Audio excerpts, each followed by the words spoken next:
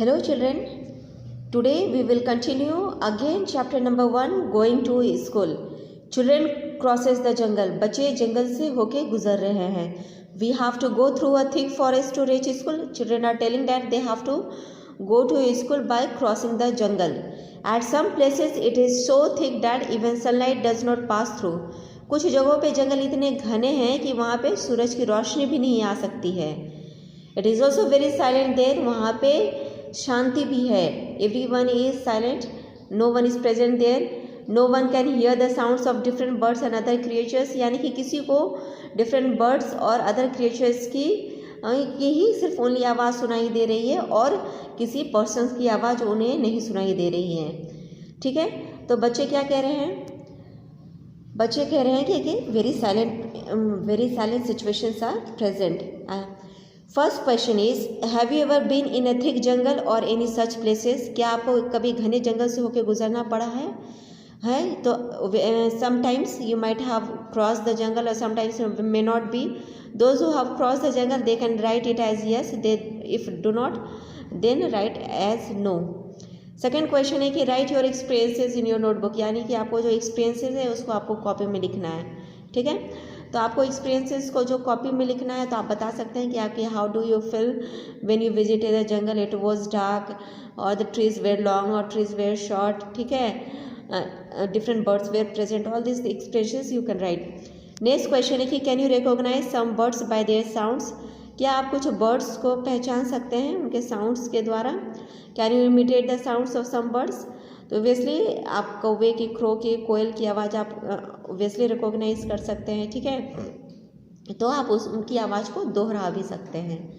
Next है कि moving on the snow, यानी कि some childrens are moving on the snow to go to school. It is the picture of northern hills. See how we reach school. बच्चे कह रहे हैं कि देखिए हम लोग कैसे स्कूल जाते हैं. We go to school through miles of snow, यानी कि हम लोग इतने सारे बर्फ़ के ऊपर से होके गुजरते हैं. We hold hands and walk carefully, यानी कि अपने हाथों को पकड़ के धीरे धीरे आराम से चलते हैं. If the snow is soft, यानी कि बर्फ़ ये काफ़ी सॉफ्ट है. Our feet sink into it, हमारा पैर उसमें धंस जाता है. When the snow is frozen, हमारा बर्फ़ यदि जमा हुआ है. We may slip and fall, यानी कि हम लोग स्लिप कर जाते हैं और गिर भी जाते हैं. फर्स्ट क्वेश्चन है, have you ever seen so much snow where in films और somewhere else?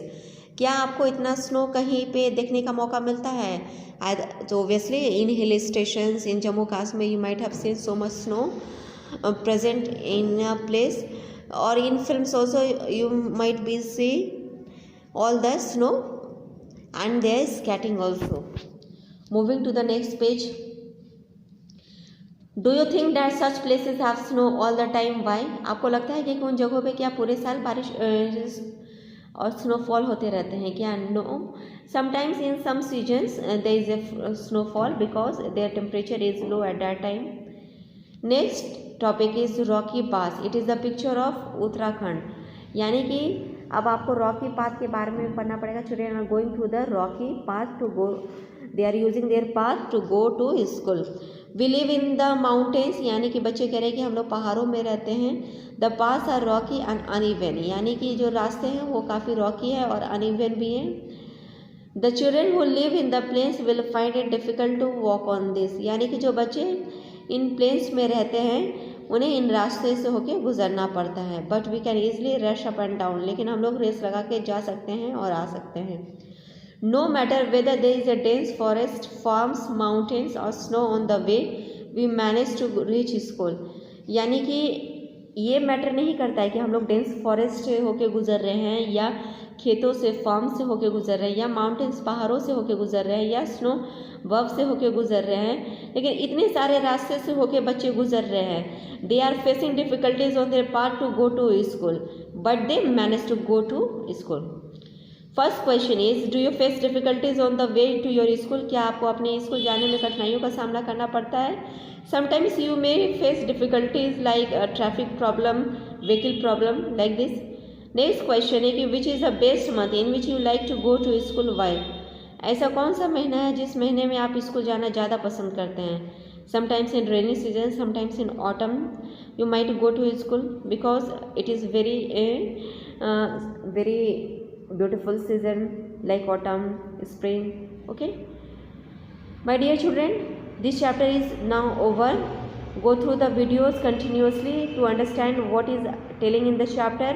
Okay, till then keep watching my video. Goodbye.